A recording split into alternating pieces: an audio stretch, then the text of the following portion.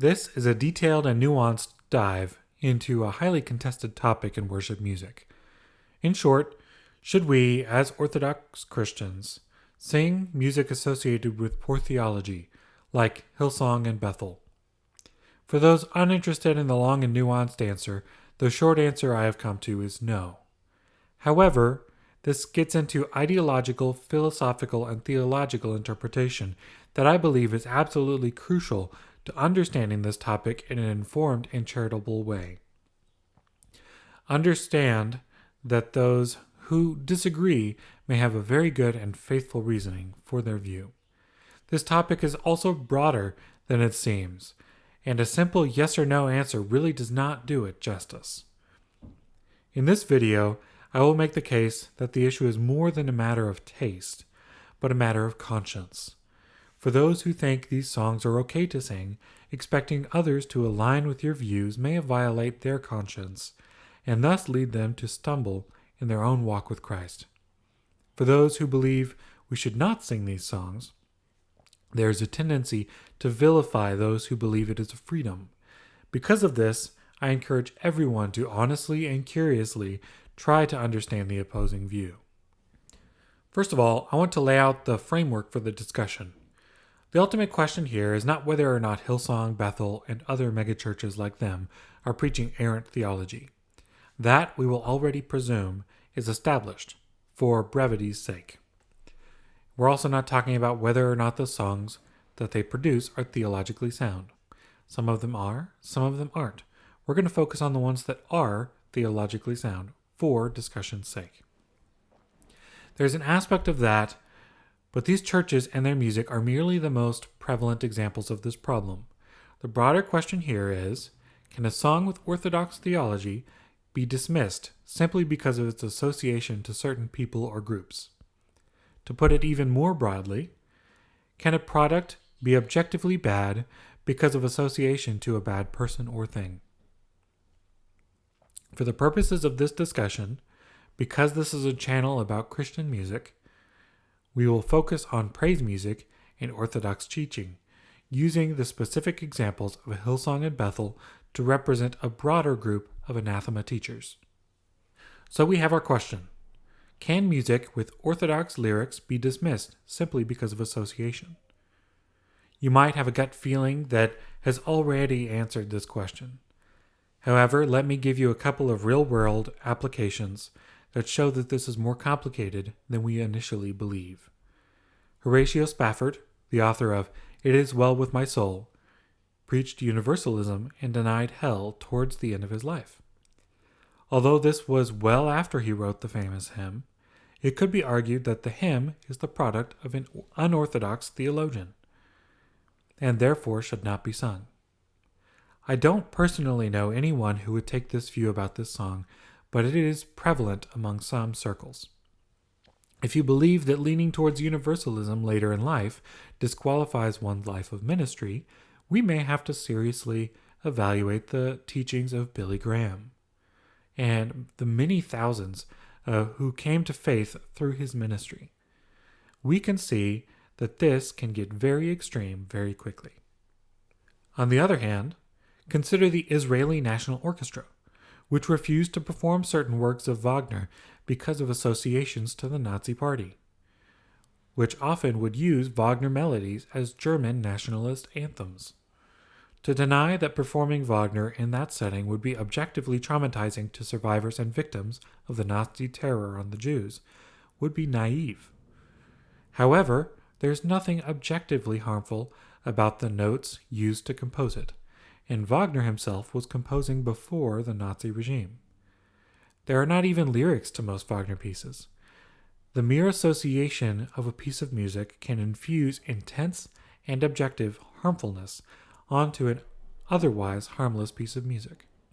However, the National Israeli Orchestra now holds performances of pieces that they could not perform 50 years ago, because of associations that have faded as the new generation arises. This comes down to a philosophical question: intentionalism versus consequentialism. Basically, either the intent behind the art defines its value, or the product holds value apart from intent, based solely on the experience of the observer.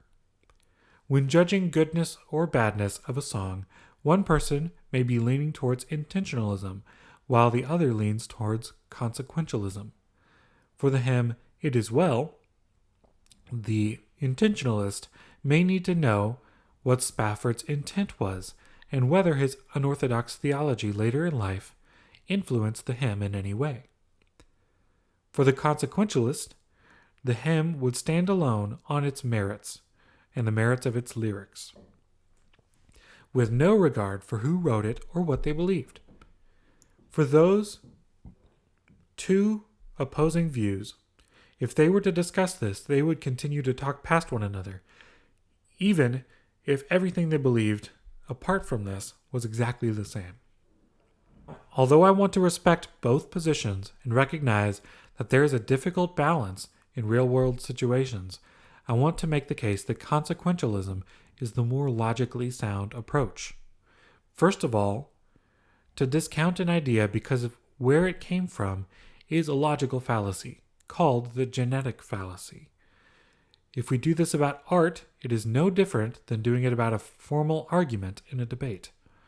Goodness or badness of an idea cannot be measured based on where it came from, but it has to be measured on the idea itself and the truth claims being made.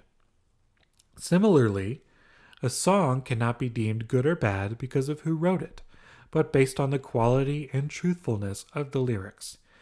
We do not discard the Declaration of Independence just because Thomas Jefferson didn't hold to his own words when he held slaves captive. A worship song can have good theology despite the author's failure to uphold those ideas in his own life. For example, take the song "Man of Sorrows." I was surprised to find out that this was a Hillsong product at first,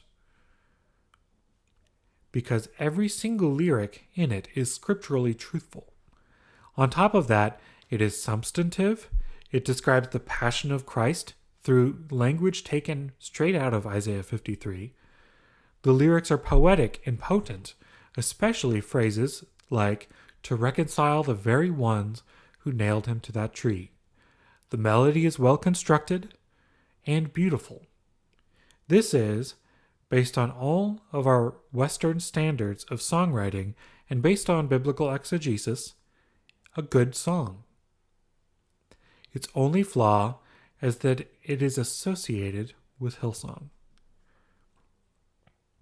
Avoiding the genetic fallacy, we have to logically conclude that this song is good and beneficial for worship. However, there is something here that we have not considered. There is a third consideration, which is pragmatism. What is the effect of performing a song? This aligns somewhat with consequentialism, but it has little to do with the music itself. It has more to do with what will happen to the congregation when Hillsong or Bethel is performed.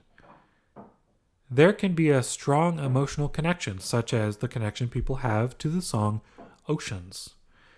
It can encourage people and make them joyful. It can be an authentic worship experience if it is spirit-led. However, and this is much heavier on the scale, it can also trouble people's conscience. It can lead people to look up the music and begin following teaching from these churches. Everything here has to be considered. For some, listening on the radio to Hillsong or Bethel music may not cause any moral tension. If I'm alone in my own car and there is no benefit being given to Hillsong or Bethel, I might sing along to a song if the lyrics are scripturally sound. However, for others it causes a serious ethical dilemma. Singing this song goes against their conscience. By listening on Spotify or Apple Music, the act of contributing financially to these churches goes against what they believe, and against what I believe too. Giving royalties to Hillsong and Bethel is a form of supporting the church and validating their teachings $1 at a time. helping them to reach a larger audience. The financial support of these institutions is why I stopped singing Man of Sorrows at my church. And I had an arrangement for sale on Sheet Music Plus that I took down because legally some of the money from that arrangement has to be paid in royalties to Hillsong. If it comes on the radio, some people would feel compelled to sing, and others would feel compelled to change the channel. When we have a mix of both in our congregation, there is a significant theological point to be considered. Violating one's conscience is sin because it is not acting in faith.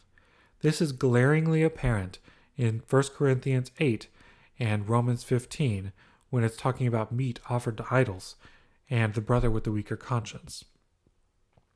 If singing a song causes my brother to stumble, I will not sing that song. As Paul said, if eating meat causes my brother to stumble, I hope I never eat meat again. It is not worth it. There's a lot to consider, and I'm sure that I missed some things. But with all that is discussed here, I have come to the firm conclusion that, although these songs may be perfectly fine to sing in a few decades or a century when Hillsong and Bethel dissolve, singing these songs today has too many spiritual implications, despite the orthodoxy of the lyrics. Pragmatic concerns are enough of a reason to abstain. These songs are not worth causing people to stumble.